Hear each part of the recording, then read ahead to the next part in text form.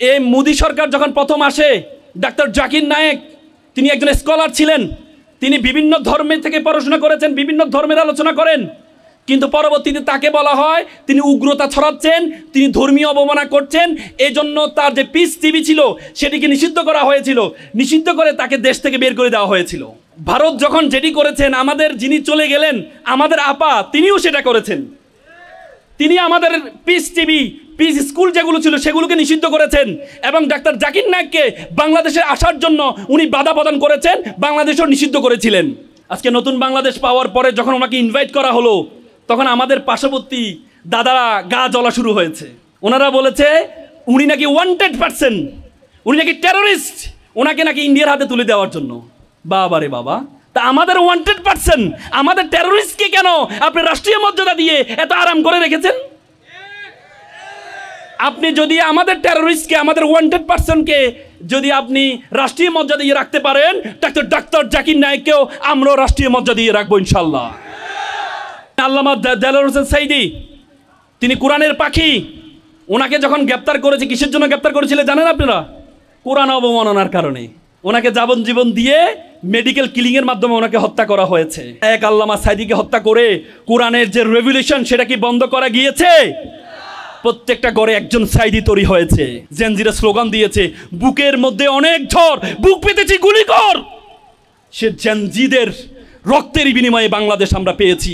এই বাংলাদেশ নতুন কোনো স্বৈরের শাসকের হাতে তুলে দিব না আমরা।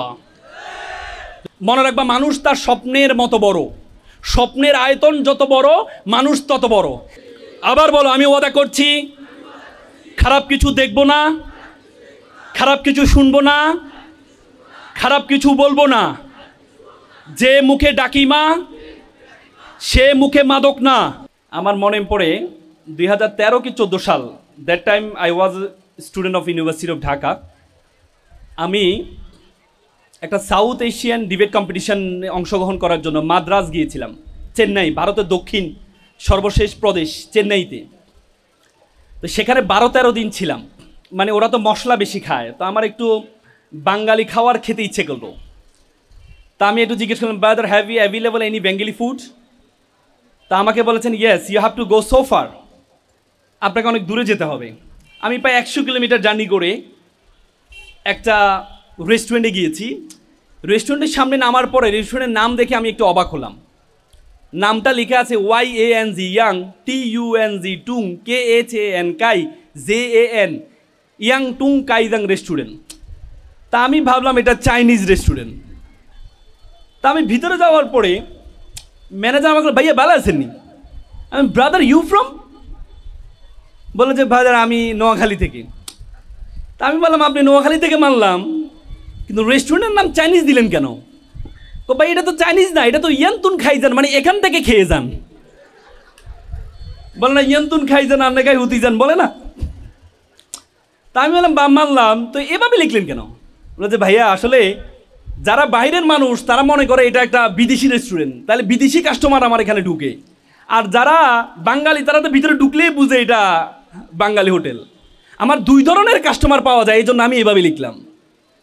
That time I was surprised to see the cleverity and farsightness of regional people. এই অঞ্চলের মেধা দেখে আমি সেদিন বুঝতে পেরেছিলাম যে নোয়াখালী একটা জিনিস নাকি। ওরা বলে যে নোয়াখালী বিভাগ চাই নাকি, কি লক্ষ্মীপুরে চায় না? আমি কয়েকদিন আগে কুমিল্লা গিয়েছিলাম। তো কুমিল্লা একটা প্রোগ্রামে আমি বলেছিলাম যে Comilla, I belong to from Comilla, I belong to Comilla. তা আমি বলেছিলাম যে কুমিল্লা বিভাগ হোক, পাশাপাশি নোয়াখালীও বিভাগ হোক। কারণ একটি দুটি এই অঞ্চলে ইসরায়েল এবং প্যালেস্টাইন যেমন 2 দ্বিরাষ্ট্রীয় মাধ্যমে সমাধান হয়েছে, আমি মনে করি এই অঞ্চলের শান্তির জন্য নোয়াখালী এবং কুমিল্লা 2টি আলাদা আলাদা বিভাগ হওয়া দরকার। কি বলো? কয়েকদিন আগে আমি একটা ফেনীর একজন মানুষ তিনি পোস্ট দিয়েছেন যে নোয়াখালীও বিভাগ চাই না, যেহেতু ফেনী অঞ্চলটা একবারে ঢাকা চট্টগ্রামের, লক্ষ্মীপুর নোয়াখালীর মানুষ ফেনী হয়ে যায়, এজন্য ফেনী হওয়া উচিত নাকি বিভাগ। তা আমি বলেছি সেই দিক থেকে তো লক্ষ্মীপুর হওয়ার কথা বিভাগ, কারণ একটা বিভাগ হওয়ার জন্য ন্যূনতম 4টি জেলার প্রয়োজন হয়। তো লক্ষ্মীপুর, নোয়াখালী, ফেনী মাত্র 3টা হয়। আপনাদের পাশে নদী পার হইলে তো ভোলা আছে নাকি? কি আছে? ভোলা। ভোলার মানুষ কিন্তু নোয়াখালী ভাষায় কথা বলে। তো সেই হিসাবে 4টা নিয়ে মাঝখানে লক্ষ্মীপুরকে রেখে যদি বিভাগ করা হয় তাহলে মনে হয় আরো সুন্দর হয় নাকি? লক্ষ্মীপুরের ছেলেরা খুশি হয়েছে নাকি? তার চেয়ে বড় কথা হচ্ছে লক্ষ্মীপুর তার নামের মধ্যে তার পরিচয় বহন করে। লক্ষ্মী শব্দের অর্থ কি? লক্ষ্মী শব্দের অর্থ সৌভাগ্যবতী, বা ছেলেদেরকে যদি বলে সৌভাগ্যবান। পুর মানে নগরী, লক্ষ্মীপুর মানে সৌভাগ্যবতী সৌভাগ্যবানদের নগরী। কি বলো? এবং লক্ষ্মীপুরের যে শুধু যে নামের মধ্যে তাদের পরিচয় আছে না, আমরা বাংলাদেশের ইতিহাস তৈরিতে যতগুলো রেভলিউশন দেখেছি, যতগুলো বিপ্লব দেখেছি, প্রত্যেকটা বিপ্লবে লক্ষ্মীপুরের অবদান আছে। তুমি যদি 52 ভাষা আন্দোলনে তোমাদের কমরেড তোহা তিনি নেতৃত্ব দিয়েছেন না? তারপরে মুক্তিযুদ্ধে তৎকালীন রাষ্ট্রপতি ছিলেন মোহাম্মদুল্লাহ, নাম শুনেছ? তিনি পরবর্তীতে বাংলাদেশ রাষ্ট্র হওয়ার পরে প্রথম যে সংসদ হয়েছে গণপরিষদ, কনস্টিটিউয়েন্ট অ্যাসেম্বলি, সংবিধান তৈরি করার জন্য যেই সংসদ হয়েছে সে সংসদের স্পিকার ছিলেন এ মোহাম্মদুল্লাহ সাহেব। তিনি লক্ষ্মীপুরের সন্তান। এবং বাংলাদেশের প্রথম যিনি পতাকা উত্তোলন করেছেন আসম আব্দুর রব, তিনিও লক্ষ্মীপুরের সন্তান। তার মানে স্বাধীনতার যুদ্ধে লক্ষ্মীপুরের ছেলে মেয়েদের অবদান আমরা দেখেছি। এবং এই জুলাইয়ের গণ অভ্যুত্থান, আমাদের এখানে একজন শহীদের মা আছেন, বাবা আছেন, কাউসার বিজয়, তা জীবন দিয়েছে। এবং ডক্টর মোহাম্মদ ইউনূস একটা ছেলেকে মাস্টার মাইন্ড হিসাবে বলেছেন বিদেশ গিয়ে, মাহফুজ, তিনিও কিন্তু আপনাদের লক্ষ্মীপুরের সন্তান। তার মানে আমরা ধরে নিতে পারি শুধুমাত্র বিপ্লবে নয়, লক্ষ্মীপুরের যে লক্ষ্মী মানুষজন কত দিক থেকে অবদান রেখেছেন। বাংলাদেশের সাবেক প্রধান বিচারপতি রুহুল আমিন সাহেব, তিনি লক্ষ্মীপুরের সন্তান ছিলেন। বাংলাদেশের ঢাকা বিশ্ববিদ্যালয়ের সাবেক ভিসি ডক্টর আব্দুল মতিন সাহেব, তিনি লক্ষ্মীপুরের সন্তান ছিলেন। এবং শুধু ছেলেরা না, মেয়েরাই যে কত লক্ষ্মী। এভারেস্টে প্রথম নারী যিনি উঠেছেন তিনি কে? নিশাত মজুমদার, তিনিও লক্ষ্মীপুরের মেয়ে ছিলেন। এবং আমাদের মেট্রো রেল, আমাদের গর্বের বিষয়, সে মেট্রো রেল প্রথম ড্রাইভিং সিটে যিনি বসিয়েছেন তিনি মরিয়ম, তিনিও লক্ষ্মীপুরের মেয়ে ছিলেন। শুধুমাত্র এদিক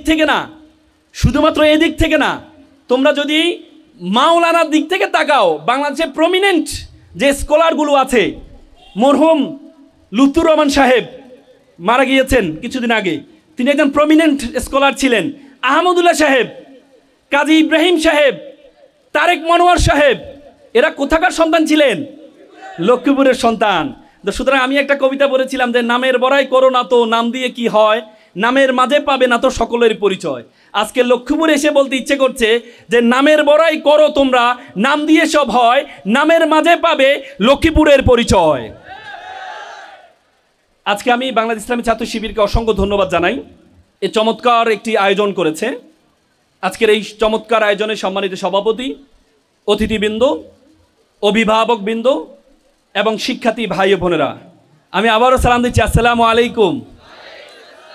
আল্লাহ রাসূল একটি চমৎকার কথা বলেছেন যে আল্লাহ রাসূল বলেছেন আসসালামু কাবলাল কালাম, তুমি যখন কথা বলবা তার পূর্বে সালাম দিবা। কথার পূর্বেই সালাম দেওয়ার কথা বলেছেন। এবং সালাম এমন একটি ইউনিক সম্ভাষণ। পৃথিবীতে যত ধর্ম দেখবা, পৃথিবীতে যত রাষ্ট্র দেখবা, যেমন ওয়েস্টার্নরা তারা বলে হচ্ছে হ্যালো, বা তারা কারোর সাথে দেখা হলে হাই বলে। সালামের মতো ইউনিকনেস, এত সুন্দর সম্ভাষণ যে তুমি যখনই সকালে দেখা হলেও সালাম দিবা, দুপুরে দেখা হলেও সালাম দিবা, বিকেলে দেখা হলে সালাম দিবা। আর ওয়েস্টার্নরা বলে সকালে দেখা হলে গুড মর্নিং বলতে হবে, দুপুরে দেখা হলে গুড নুন বলতে হবে, বিকেলে দেখা হলে গুড আফটারনুন বলতে হবে, সন্ধ্যায় দেখা হলে গুড ইভিনিং বলতে হবে, রাতে দেখা হলে গুড নাইট বলতে হবে। তার মানে সালাম সবসময় একই রকমই থাকে। এবং হ্যালো, যারা হ্যালো বলে, ফর্মাল ভাষায় হ্যালো বলতে হবে, আর ইনফর্মাল ভাষায় হাই বলতে হবে। বন্ধুদের সাথে হাই বলতে হবে, আর ফর্মালি বলতে হলে হ্যালো বলতে হবে। এবং হ্যালোর ইতিহাস যদি অনেকে অনেকভাবে ব্যাখ্যা করে, এটাকে অনেকভাবে হ্যালোর ইতিহাস, যিনি প্রথম টেলিফোন আবিষ্কার করেছেন আলেকজান্ডার দ্য গ্রাহাম বেল, তার একজন গার্লফ্রেন্ড ছিলেন ম্যাগ্রাসেট হ্যালো। তিনি প্রথম যখন আবিষ্কার করলেন তখন প্রথম ডেকে তার গার্লফ্রেন্ডকে ডেকেছেন হ্যালো বলে। তখন থেকে মোবাইল ধরলে আমরা বলি হ্যালো। এবং তুমি যদি আমাদের হিন্দু ধর্মের দিকে তাকাও, হিন্দু ধর্মে কেউ বলে নমস্কার, কেউ বলে আদব, কেউ বলে জয় শ্রীরাম, কে বলে রাধে রাধে, কে বলে হরে কৃষ্ণ। মানে এক একজন যে এক একজনের উপাস্যকে মানে তারা এক এক রকম সম্ভাষণ করে। কিন্তু সালাম হচ্ছে একটা ইউনিকনেস। তুমি যখনই যার সাথে দেখা হবা এটাকে সালামে বলতে হবে। সকালে দেখা হলে আসসালামু আলাইকুম, দুপুরে দেখা হলে আসসালামু আলাইকুম, যখনই দেখা হয়। এটি কে শিখিয়েছেন? আমাদের প্রথম মানব হযরত আদম আলাইহিস সালামকে আল্লাহ তাআলা বলেছে যে তুমি ফেরেশতাদেরকে সালাম দিয়ে আসো। তখন ফাকালা আসসালামু আলাইকুম, তিনি বলেছেন আসসালামু আলাইকুম। তখন ফেরেশতারা বলেছেন ওয়া আলাইকুম আসসালাম ওর আসসালামু আলাইকুম ওয়া রাহমাতুল্লাহ। মানে আসসালামু আলাইকুম মানে শান্তি বর্ষিত হোক, ও রাহমাতুল্লাহ মানে রহমত বর্ষিত হোক। কাউকে যদি তুমি বাড়াই দিতে চাও তাহলে তুমি ওবারাকাতু বলবা, বরকত বর্ষিত হোক। মাগফিরাতু আপনার উপরে ক্ষমা বর্ষিত হোক। ও হায়াতু আপনার হায়াত বাড়ে দেখ। তার মানে তুমি যদি কেউ যদি তোমাকে সালাম দেয় তুমি তার দ্বিগুণ তিগুণ চতুর্থ গুণ পর্যন্ত তুমি দিতে পারবা।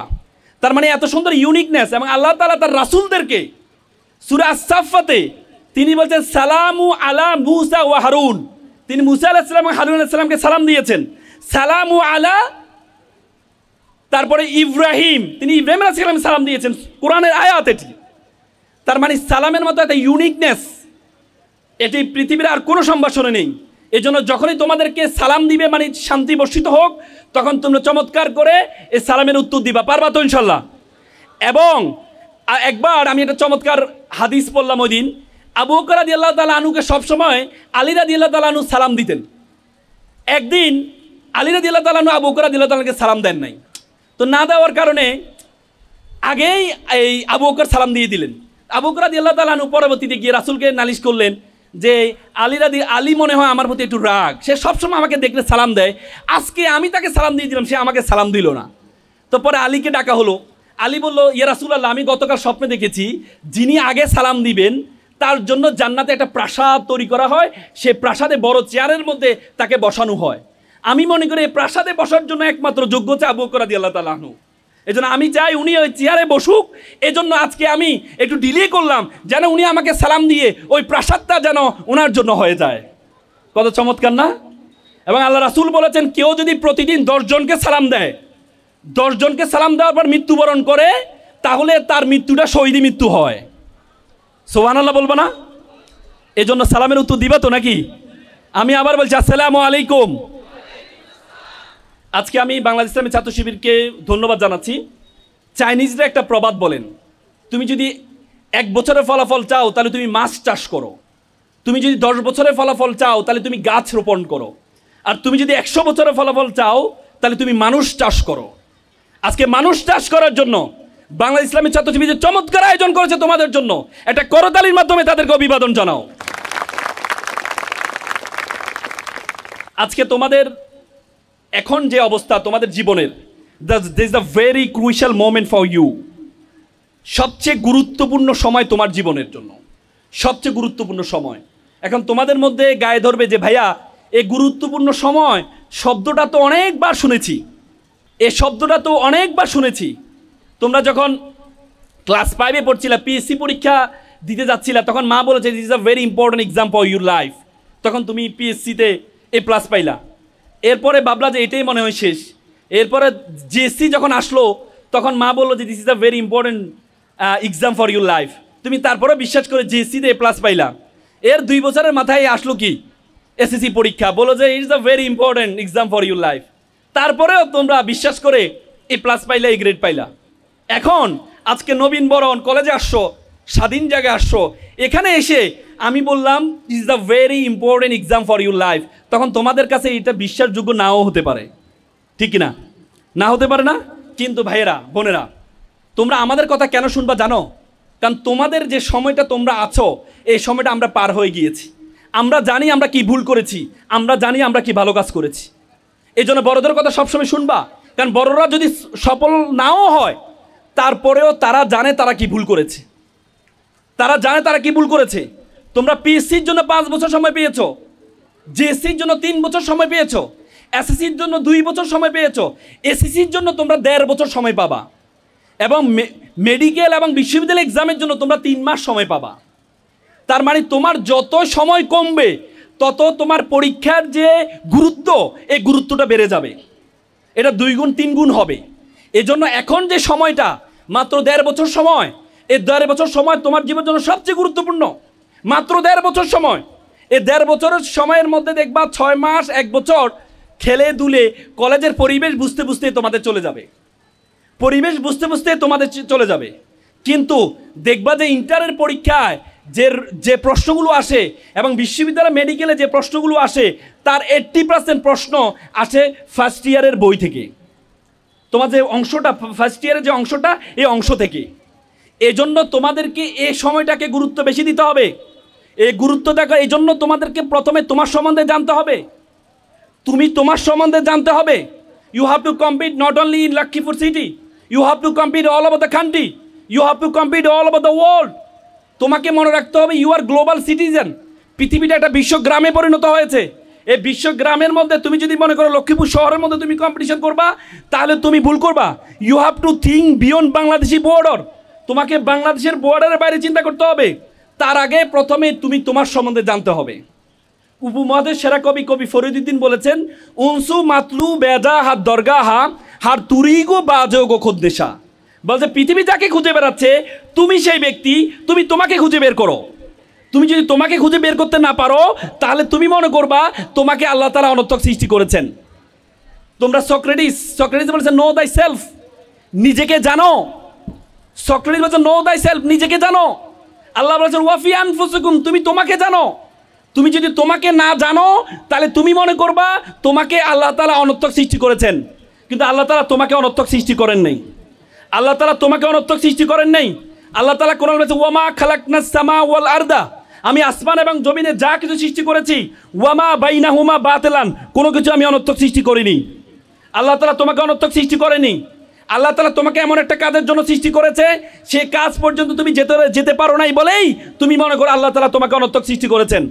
তোমরা জানো 2006 সালে একটা অপটিক্যাল ফাইবার স্টেশন করা হয়েছে আমাদের কক্সবাজারে। 2006 সালে অপটিক্যাল ফাইবার কেবল, একটা কেবল, এটা তোমার স্পেন হয়ে তারপরে পর্তুগাল হয়ে সিঙ্গাপুর, মালয়েশিয়া, তার ফিলিপাইন, পরে কক্সবাজারের সাথে যুক্ত হয়েছে। একটা তার, এর তারের দূরত্ব কতটুকু জানো? এর তারের দূরত্ব কতটুকু ছিল?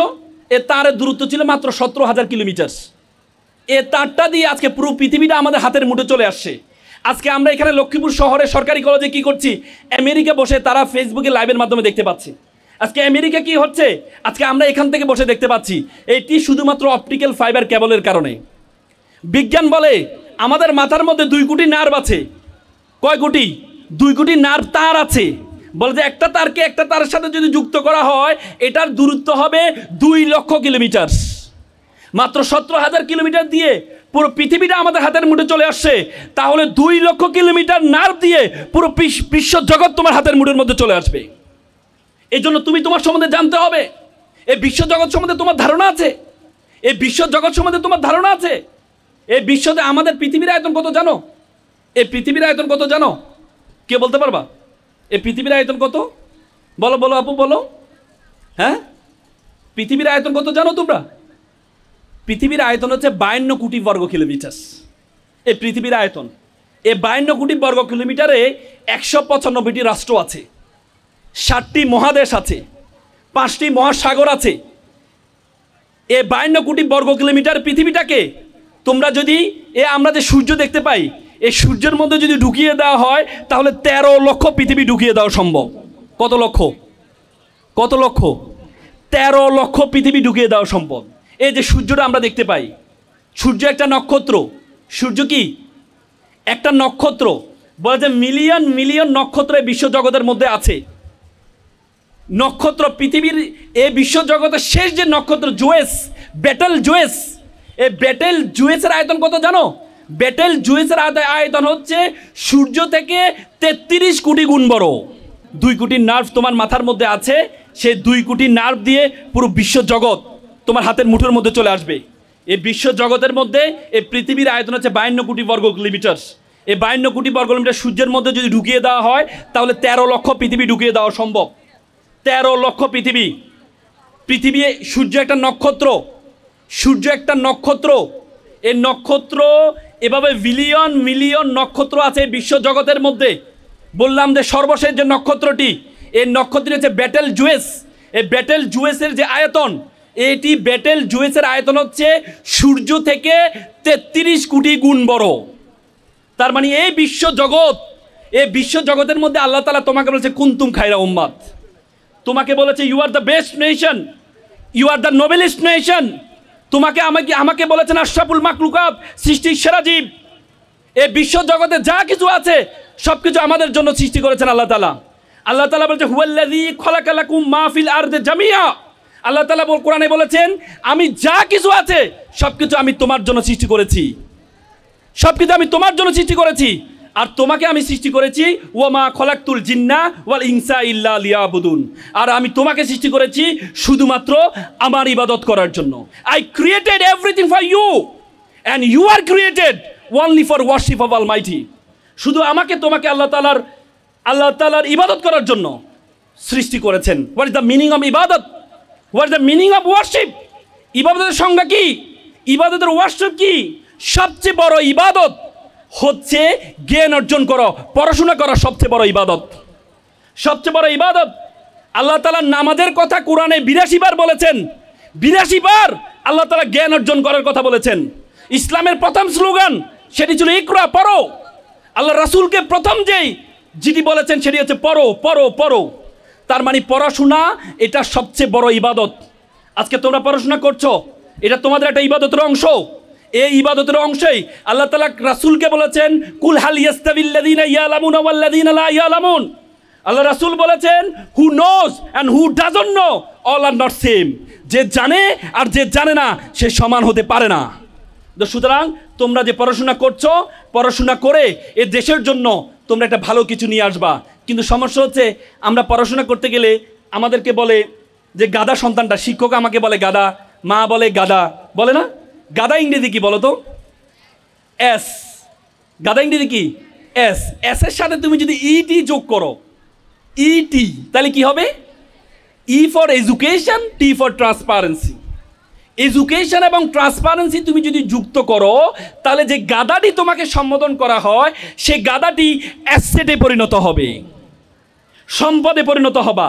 এজন্য তোমাদের আজকে আমাদের বাংলাদেশে ডাক্তারের কোনো অভাব নেই, আজকে আমাদের দেশের পলিটিশিয়ানের কোনো অভাব নেই, আজকে আমাদের দেশের রাজনীতিবিদদের কোনো অভাব নেই। কিন্তু আজকে আমাদের দেশে সবচেয়ে বড় অভাব হচ্ছে কি? সবচেয়ে বড় অভাব কি? সৎ দক্ষ রাজনীতিবিদের, সৎ দক্ষ ডাক্তারের, ইঞ্জিনিয়ারের, আইনজীবীর।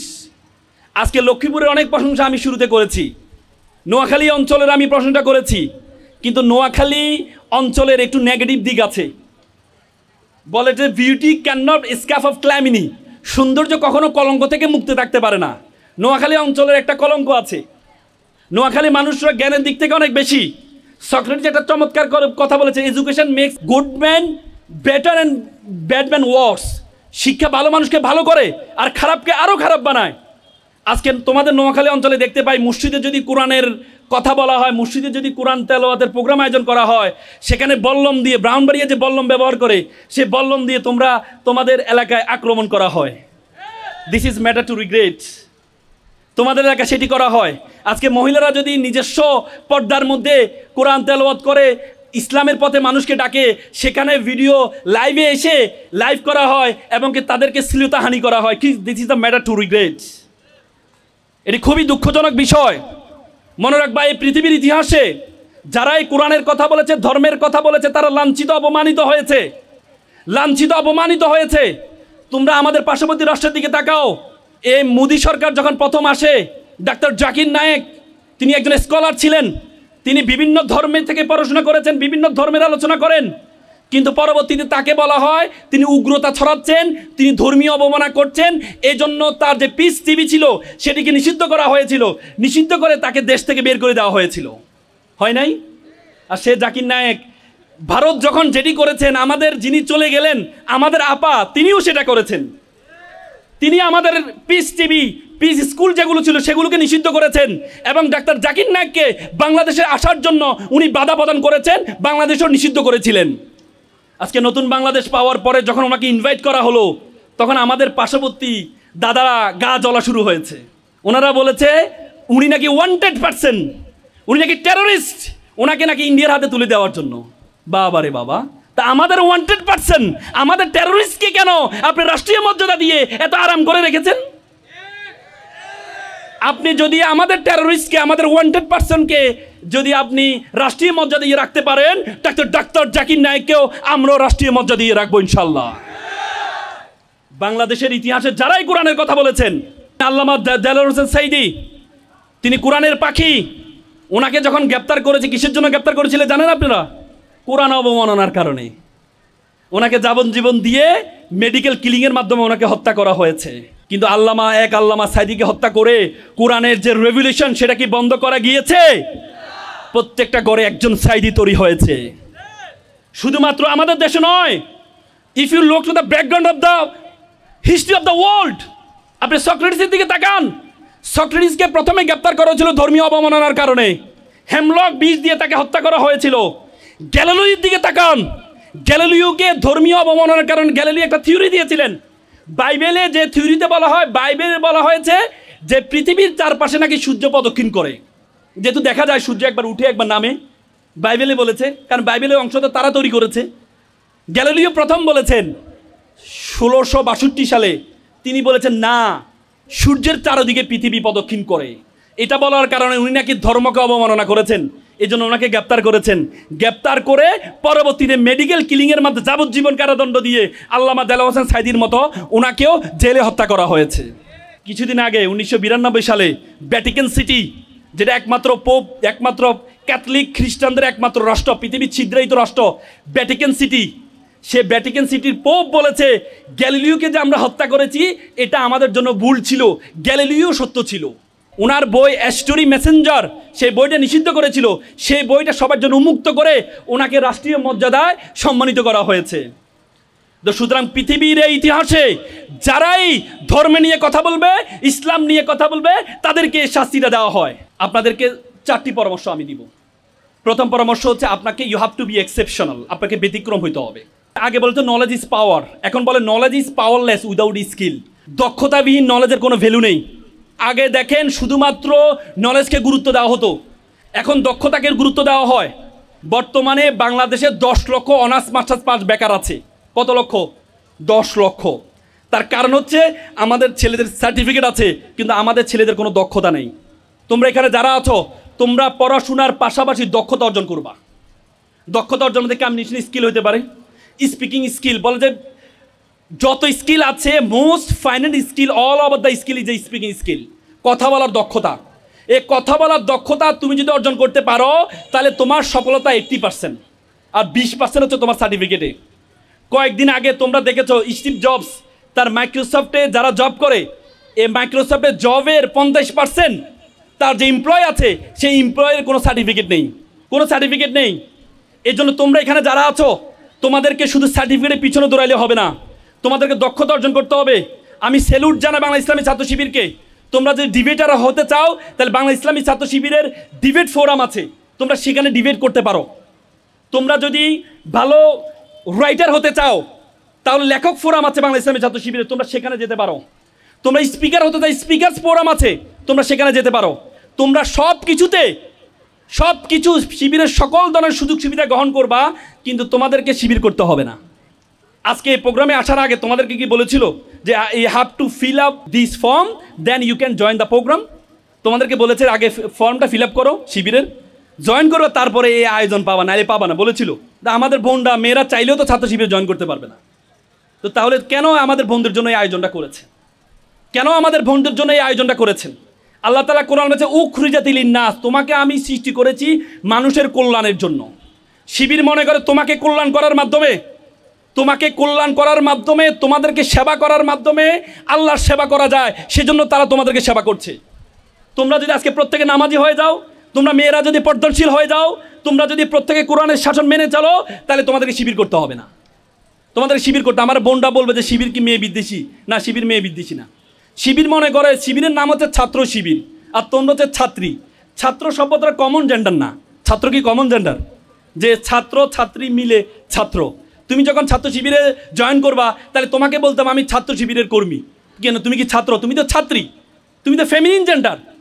তুমি ছাত্র দলে জয়েন করে তোমাকে বলতে হবে আমি ছাত্র দলের কর্মী। তাহলে কেন তুমি ছাত্র? তোমার পরিচয় কেন তুমি বিলীন করবা? তোমাকে বলতে হবে আমি ছাত্রী।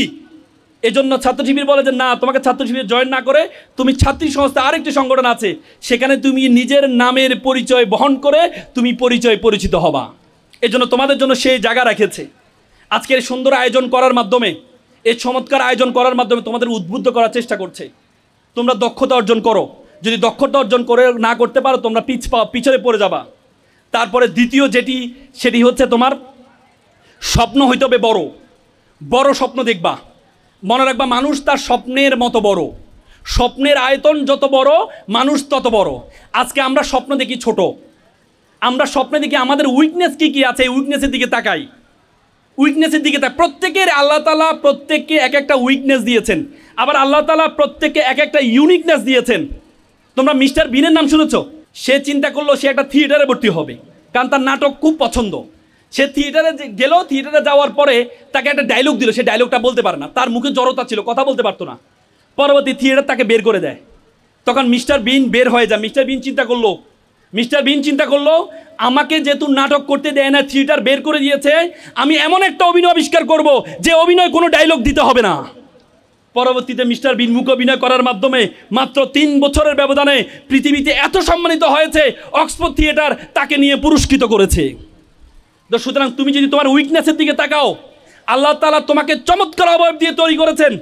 আল্লাহ তাআলা বলেছেন লাকাদ খালাকনা, আল্লাহ তাআলা কোরআনে বলেছেন আমি তোমাকে ফি আহসানি তাকওয়িম, আমি তোমাকে উত্তম আকৃতি দিয়ে তৈরি করেছি। কিন্তু তোমার উইকনেস আছে, তোমার স্ট্রেংথকে কাজে লাগাইতে হবে।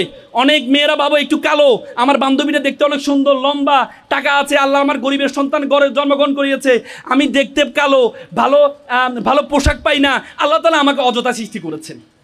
আমরা অনেক সময় ভাবি না। আমি তোমাদেরকে একটা এক্সাম্পল দিই। একবার একটা প্লে বয়, সবসময় সুন্দরী মেয়েরা তার পিছনে ঘুরে।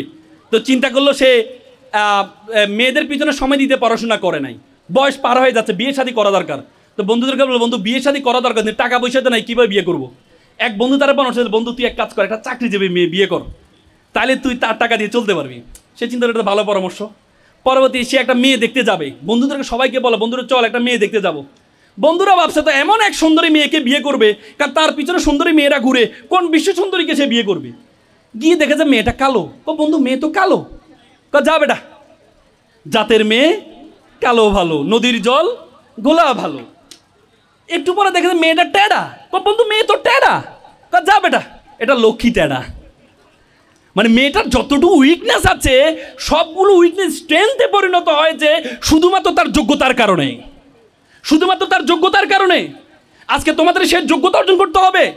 তুমি যদি সে যোগ্যতা অর্জন না করো, তাহলে তুমি মনে করবা আজীবন যে আল্লাহ তাআলা তোমাকে অনর্থক সৃষ্টি করেছেন। আল্লাহ তাআলা বলেছে ওয়ামা খালাকনাস সামা ওয়াল আরদা ওয়ামা বাইনাহুমা বাতিলান, আমি আসমান এবং জমিনে যা কিছু সৃষ্টি করেছি কোনো কিছু আমিও তোমাকে অনর্থক সৃষ্টি করিনি। আজকে তোমাদের সবচেয়ে গুরুত্বপূর্ণ হচ্ছে তোমাদেরকে পরিশ্রম করতে হবে। পরিশ্রম, ওয়ারেন বাফেট বলেছেন আমি অনেক মেধাবী দেখেছি পরাজিত হতে, কিন্তু আমি কোনো পরিশ্রমিককে দেখি নাই সে পরাজিত হতে দেখিনি, সে হারতে দেখিনি। তোমাদেরকে পরিশ্রমী হইতে হবে। আমি একটা এক্সাম্পল দিই। একবার একটা অঞ্চলে তারা চিন্তা করলো একটা মন্দির বানাবে। তো মন্দিরের জন্য কি লাগে? মূর্তি লাগে। তো মূর্তির জন্য কি লাগবে? একটা পাথর লাগবে। তো তারা চিন্তা করলো পাহাড়ে নাকি সুন্দর একটা পাথর আছে, চমৎকার সাদা পাথর আছে। তারা গিয়ে পাথর কাফার করলো, পাথর সাহেব আপনাকে আমরা একটু নিব। বলতে আমাকে নিয়ে কি করবা? বলে যে আপনাকে নিয়ে একটু কাটবো, ঘষবো, মাজবো, মূর্তি বানাবো, তারপরে মন্দিরে রাখবো, সবাই এসে আপনাকে সেলুট করবে। খুব চমৎকার বিষয়, কিন্তু এই যে কাটবা ঘষবা এটা করা যাবে না, আমি এই কষ্ট করতে পারবো না। বলছে মাত্র 6 মাস কাটবো আপনাকে। তো না এই কষ্ট আমি করতে পারবো না, বরং আমাকে এভাবে নাও। তো এভাবে নিতে তো আপনাকে সম্মান করবে না। তো না তাহলে তো হবে না। পরে একটা কালো পাথর, অবহেলিত পাথর পড়ে আছে। পাথর বলতে স্যার আমাকে নিয়ে যান। তোমাকে নিব? স্যার আমাকে কাটেন, ঘষেন, মাজেন, কোনো সমস্যা নেই। পরে তাকে কেটে ঘষে 6 মাস পর্যন্ত কেটে ঘষে মেজে মন্দিরে রাখলো মূর্তি হিসেবে। সবাই এসে নারিকেল পানি ঢালে, দুধ ঢালে, তাকে স্যালুট করে। তখন পরবর্তী তারা চিন্তা করলো সবাই এসে নারিকেলের পানি ঢালে, তো নারিকেলের পানি নারিকেল ভাঙতে ভাঙতে মন্দিরের দেয়াল ভেঙে যাচ্ছে। তো তারা চিন্তা করলো যে পরিমাণ লাইন নারিকেল নিয়ে সবগুলা যদি দেয়ালে ভাঙে তাহলে তো এখানে আর দেয়াল আর থাকবে না। তখন তারা চিন্তা করলো একটা পাথর, সাদা পাথরের কাছে যাই। পাথর সাহেব আপনার জন্য একটা কাজ পেয়েছি। কি কাজ? বলছে কোনো কাটাকাটি নেই, ঘষাঘষি নাই, শুধু মন্দিরের মুখে রাখবো, নারিকেল ভাঙবে, এরপর নারিকেলের পানি ঢালবে। চমৎকার কাজ, কোনো কষ্ট নেই না, কোনো কষ্ট নেই। সে খুব ভালো কথা। তো ঠিক আছে নিয়ে যাও। পরে নিয়ে মন্দিরের মুখে রাখলো, সবাই এসে নারিকেল ভাঙে, জুতুর পিতে খুলে গেলেন, পাথরের উপর জুতা রেখে জুতোর পিতি লাগায়, এরপরে পানিটা নিয়ে ওই যে কালো মূর্তি তার উপর ঢালে। শিখো কিরি বেটা, তোর সাথে কেউ সেলফি তুলতো না, তোকে কেউ সম্মান করতো না, আর আজকে তোকে সবাই নারিকেলের পানিটাকে সালাম করছে, প্রণাম করছে, আর আমাকে কি করছে? তখন সে বলছে, কালো পাথর বললো, তুমি তো আজকে আমাকে দেখতে পাচ্ছ এটা, কিন্তু আমাকে যখন কাটা হয়েছে, আমাকে যখন গসা হয়েছে, আমাকে যখন মাজা হয়েছে, আমি সেটি সহ্য করেছি বলেই আজকে মানুষ আমাকে সালাম করছে, প্রণাম করছে। আমরা সবসময় বলি আর তাকদিরুল আইয়ারুদ্দু, তকদির কখনো পরিবর্তন হয় না, কিন্তু আল্লাহ রাসূল ইল্লা বিদোয়া, তুমি দোয়া দাওয়া করো, তোমার তকদির পরিবর্তন হবে। আরবিতে বলে মান জাদ্দা ওয়া জাদা, তুমি যতটুকু চাইবে ততটুকু পাবে। কোরআনে আল্লাহ তাআলা বলছে ওয়াল্লাইসা লিল ইনসানু ইল্লা মা আসা, মানুষ ততটুকুই পায় যতটুকু সে চেষ্টা করে। তো সুতরাং তোমাকে সে চেষ্টা করতে হবে। আমি সর্বশেষ একটি কথা না বলে পারি না, এটা আমার জীবনে সবচেয়ে বেশি দাগ কেটেছে, আমার জীবনকে পরিবর্তন করার জন্য সবচেয়ে বেশি যথেষ্ট ছিল এটি। আমি তখন ঢাকা বিশ্ববিদ্যালয়ের সূর্যসেন হলের ছাত্র ছিলাম। আমি যখন সূর্যসেন হলে পড়ি, তখন আমাদের একজন মামা ছিলেন, নাইট গার্ড ছিলেন, তিনি সারা ধরে নাইট ডিউটি দিতেন। একদিন দেখলাম সকালে পিঠা বিক্রি করছেন, তো আমি বললাম, মামা আপনি সারা ধরে নাইট ডিউটি দেন, সকালে পিঠা বিক্রি করেন, আপনি ঘুমানটা কখন? বলছে, মামা আমার জন্য দোয়া করবো, আমার ছেলেটা এসএসসিতে প্লাস পেয়েছে, যদি এসএসসিতে প্লাস পায় আমার ছেলেকে আমি ঢাকা মেডিকেলে ভর্তি করবো। এখান থেকে দেখা যায় ঢাকা মেডিকেল, আমার খুব স্বপ্ন, আর ঢাকা মেডিকেলে চান্স পাওয়া আমি চাকরি ছেড়ে দিব, রাতে ঘুমাইতে পারি না। তা আমি বললাম, মামা ছেলেকে ধর্মকর্ম শিখান্ত। বলছে, আমার ছেলে ভালো ছেলে, আসলে ওর মধ্যে কোনো খারাপই নেই, এমনিও ভালো ছেলে, সময় পায় না, কিন্তু ও ভালো ছেলে। কিছুদিন দেওয়ার পর দুপুরে ফল বিক্রি করছে। তা আমি বললাম, মামা আপনি সারাদিন নাইট ডিউটি দেন, সকালে পিঠা বিক্রি করেন, দুপুরে ফল বিক্রি, ঘুমানটা কখন? বলছে, মামা আমার ছেলেটা ইন্টারে প্লাস পেয়েছে, কোচিংয়ে ভর্তি করতে 20-30 হাজার টাকা লাগবে, এই জন্য আমি কষ্ট করছি। তো পরবর্তীতে আমি তাকে রেটিনার একটা স্টুডেন্ট ওয়েলফেয়ার ফান্ড আছে, সেই ফান্ডের মাধ্যমে আমি তাকে ছাড়ের ব্যবস্থা করে ভর্তি করিয়ে দিলাম। 3 মাস পর মামা একদিন রাতে আমার রুমে মিষ্টি নিয়ে আসলো। কি উদ্ভেলিত, কি উদ্ভাসিত, কি আনন্দিত! সন্তানের আনন্দে মা বাবা এত আনন্দিত হতে পারে আমি কখনো দেখি নাই। কিছুদিন যাওয়ার পর 6 মাস কি 7 মাস যাওয়ার পরে একদিন রাত 12টা আমরা হল থেকে বেরোচ্ছিলাম, আমরা জিম করি, রাতে জিম করতাম, কারণ বিকেলে টিউশন থাকতো, সকালে ক্লাস। আমরা রাত 12টা আমরা মল চত্বরে জিম করতে যেতাম, মানে ব্যায়াম করতে যেতাম। তা আমি বের হচ্ছিলাম হল থেকে, দেখি যে মামা মাথার নিচ করে কান্নার আওয়াজ পাচ্ছি। আমি বললাম, মামা আপনি কান্না করছেন? কথা বলে না। আচ্ছা মামা আপনি মাথা উঠান, কি হয়েছে? আপনার ছেলে ঢাকা মেডিকেলে পড়ে, আপনি কান্না করছেন কেন? মামা আমাকে ক্ষমা করবেন। কি হয়েছে? মামা আমাকে ক্ষমা করবেন। মামা আমার ছেলেটা ইয়াবা আসক্ত, গতকাল এসেছে, বাসায় এসেছে, শোকেজের গ্লাস ভেঙেছে, আলমিরার গ্লাস ভেঙেছে টাকার জন্য। বিশ্বাস করেন মামা, আমি মনে করেছিলাম আমি আমার ওয়াইফ যখন অসুস্থ হবো আমার ছেলে আমাকে সুস্থ করবে। আজকে আমি সুস্থ মানুষকে আমার ছেলে অসুস্থ বানিয়ে দিচ্ছে। এমন বর্বর ছেলে আমি চাইনি, এমন অসভ্য ছেলে আমি চাইনি। আমার ভাইয়ের ছেলে দিনমজুর, সারাদিন রিক্সা ছেলে এসে একসাথে খাওয়া দাওয়া করে। আজকে 3 মাস আমি আমার ছেলেকে দেখি না, আজকে 3 মাস আমি আমার ছেলেকে দেখি না। With due respect to our guardians, এখানে অনেক গার্ডিয়ান্স আছেন, আপনার ছেলেকে ডাক্তার বানালেন, ইঞ্জিনিয়ার বানালেন, কোনো কাজে আসবে না। এই ছেলের মধ্যে ধর্মীয় জ্ঞান না থাকে, এই ছেলে ভয়ঙ্কর আকার ধারণ করবে, ভয়ঙ্কর আকার ধারণ করবে। ইংল্যান্ডের শিক্ষা কমিশনের চেয়ারম্যান ছিলেন। ইংল্যান্ডে 40 বছর কোনো ধর্ম ছিল না মধ্যযুগে। ইংল্যান্ডের শিক্ষা কমিশনের চেয়ারম্যান ছিল স্টিমলি হিল। স্টিমলি হিল একদিন চিৎকার করে বলছিলেন, if you teach your children 3 years, তুমি তোমার সন্তানকে 3টে শিক্ষা দাও, রিডিং, রাইটিং, ম্যাথমেটিক, তুমি যদি তোমার সন্তানকে 4র্থ আর্টটি শিক্ষা দিতে ভুলে যাও, দ্যাট ইজ আওয়ার রিলিজিয়ন, তাহলে তুমি তোমার সন্তান থেকে 5ম আর্টটি পাবা, রেসকিলিটি, বর্বরতা, বর্বরতা, বর্বরতা। ধর্ম আপনাকে শিক্ষা দেয়, ওয়াকফিদ লাহুমা জানাউজ্জুল মিনার রহমা ওয়াকুল রব্বির হামহুমা কমা রব্বাইয়ানি সগীরা। হে আল্লাহ, আমার মা বাবা আমাকে যেভাবে লালন পালন করেছে, তুমি আমার মা বাবাকে সেভাবে লালন পালন করো। ধর্ম আপনাদের শিক্ষা দিয়েছে, ওয়ালা তাকুল্লাহুমা উফি ওয়ালা তানহারহুমা ওয়াকুল্লাহুমা কাওলান কারীমা। মা বাবার সাথে উফ শব্দটি পর্যন্ত ব্যবহার করো না, উফ শব্দটি পর্যন্ত ব্যবহার করো না। আল্লাহ রাসূল বলেছেন, মান লাইসা মাল্লাম ইয়ারহামা সগীরান ওয়া লাম ইয়াকরু কাবীরানা। তুমি আমার উম্মত নয় যদি ছোটদেরকে স্নেহ না করো, বড়দেরকে শ্রদ্ধা না করো। It's a religion, each and every religion respect parents. অত সৈন্য হ কিলো কাম্বরূপ রহিত কপতগিনী নির্বিষ্টা হো দলবগ পিঙ্গ কদলী কুঞ্জ প্রমদ বানরা। প্রত্যেকটি ধর্ম পিতামাতাকে শ্রদ্ধার কথা বলেছেন। তো সুতরাং তোমরা এখানে যারা আছো, তোমাদের পিতামাতার প্রতি সর্বোচ্চ সম্মান বোধ তোমরা রাখবা। পারবা তো ইনশাল্লাহ? পারবা তো ইনশাল্লাহ? আর এই সুন্দর দেশ, এই সুন্দর বাংলাদেশ, পৃথিবীতে এত সুন্দর দেশ তুমি কোথাও পাবা না। I have visited 25 state all over the world. আমি পৃথিবীর 25টা দেশে গিয়েছি। যখনই গিয়েছি, একদিন গিয়েছি, 2 দিন দেখেছি আমার দেশের জন্য অন্যরকম ভালোবাসা তৈরি হয়েছে। কখন এই দেশে আসবো, এত সুন্দর দেশ পৃথিবী কোথাও পাবা না, কখনো গরম, কখনো ঠান্ডা, কখনো বৃষ্টি। আমি কিছু আগে রাশিয়া গিয়েছিলাম, নামাজ পড়ার জন্য, অজু করার জন্য মোজা খুলেছি, অজু করব, পানিতে হাত দিয়েছি, -25, আমার আঙ্গুল ফেটে রক্ত বের হয়েছে, আঙ্গুল ফেটে রক্ত বের হয়েছে। এত সুন্দর দেশ তুমি কোথাও পাবা না। জন এফ কেনেডি বলেছেন, তুমি কিছুই করতে হবে না, তুমি তোমার দায়িত্বটুকু পালন করো, তাহলে তোমার দেশের জন্য তুমি অনেক কিছু করা সম্ভব। পারবা তো ইনশাল্লাহ? আজকে এখানে শহীদের মা আছে, বাবা আছে। এই শহীদের যে ছেলে মেয়েদেরকে আমরা বলতাম, জেনজিদেরকে আমরা বলতাম, এরা পাবজি নিয়ে থাকে, এরা পাবজি নিয়ে থাকে, এদের দিয়ে এরা হচ্ছে ফার্মের মুরগি। সে জেনজিরা আজকে আমাদের দেশকে সুন্দর করার জন্য জেনজিরা স্লোগান দিয়েছে, বুকের মধ্যে অনেক ঝড়, বুক পেতেছি গুলি কর। সে জেনজিদের রক্তের বিনিময়ে বাংলাদেশ আমরা পেয়েছি। এই বাংলাদেশ নতুন কোনো শহরের শাসকের হাতে তুলে দিব না আমরা। সুতরাং সুন্দর বাংলাদেশ করার জন্য তোমাদের আহ্বান জানাচ্ছি। তোমরা যারা শিক্ষার্থী আছো সকলে একটু দাঁড়াও, শিক্ষার্থী সকলে একটু দাঁড়াও, সকলে একটু একটা ওত আমার সাথে করবা। বল সামনে হাত নাও, আমার মতো, আমি যেভাবে নিচে হাত নাও, আমার সাথে বলবা। বলো আমি ওয়াদা করছি, লাউডলি বলো, লক্ষ্মীপুরের ছেলেমেয়েরা লাউডলি বলো, আমি ওয়াদা করছি খারাপ কিছু দেখবো না, খারাপ কিছু বলবো না, খারাপ কিছু শুনবো না। যে মুখে ডাকি মা, সে মুখে মাদক না। মানুষের মতো মানুষ হব, পিতামাতাকে শ্রদ্ধা করব, নিজের দেশকে নিজেই গড়ব।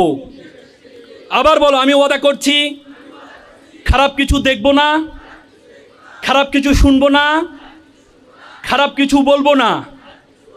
যে মুখে ডাকি মা, সে মুখে মাদক না। মানুষের মতো মানুষ হব, পিতামাতাকে শ্রদ্ধা করব, নিজের দেশকে নিজেই গড়ব। তোমরা যারা ছোট্ট শিশু, বড় হবে ঠিক, তোমরা হবে শিল্পী, কবি, লেখক, বৈজ্ঞানিক। আজকে যারা ফুলের কলি, কালকে হবে ফুল। তোমরাই দূর করবে এই সমাজের ভুল।